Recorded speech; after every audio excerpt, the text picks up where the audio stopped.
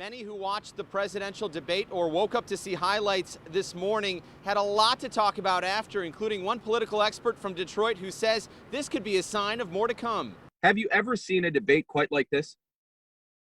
No, I haven't. Political experts and popular podcast presence Karen Dumas knows what it takes to win a fierce debate. She says last night's showdown between President Donald Trump and former Vice President Joe Biden showed a major difference in tone between both sides. In the case of President Trump, his whole demeanor from the time he stepped on stage was one that he didn't want to be there. He was angry, and it showed throughout the discussion. I'm not going to call it a debate. So sure, shutting off a mic, but I would only imagine that would make him even angrier and not really contribute to a solution.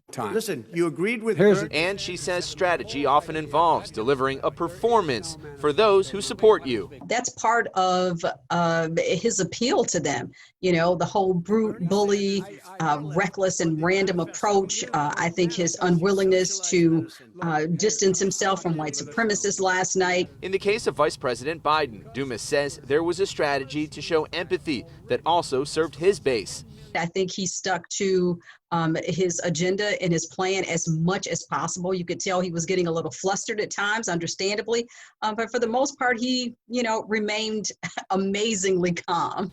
Looking ahead, she expects some steps to be taken to attempt to better enforce timing rules and avoid constant interruptions, in the interest of allowing people on both sides to hear and process each candidate's goals and priorities for the country. The majority of Americans are looking for something that they can hold on to in terms of hope, in terms of a solution.